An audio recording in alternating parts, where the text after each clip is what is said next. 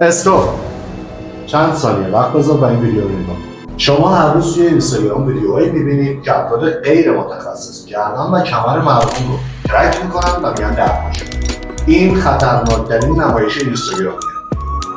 تنظیم مفصلی یا ادجاستمنت یک حرکت تخصصیه که فقط افراد متخصص دوره دیده آکادمیک مثل دکترای کاریوپرکتیک یا برخی از گرایش‌های فیزیوتراپی میتونن انجام بدن.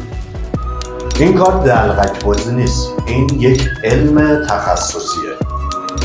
حوزه کاری ما فقط بافت نرمه، عضله، فاشیا و تاندون‌ها. هیچ ماساژ تراپیستی حق شکستن یا کرک کردن یا قلنجگیری رو نداره.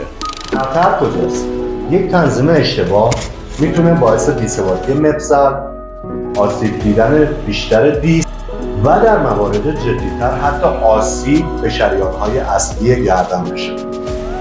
سلامتی شما ارزش ریسک کردن با ویدیوهای پرطرفدار اینستاگرامی رو نداره.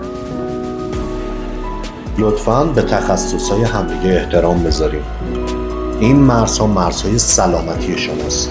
آیا تا حالا با افراد غیر متخصص اینجوری برخورد کردین؟ لطفاً برام کامنت بذارید و این پست رو با عزیزانتون به اشتراک بذارید.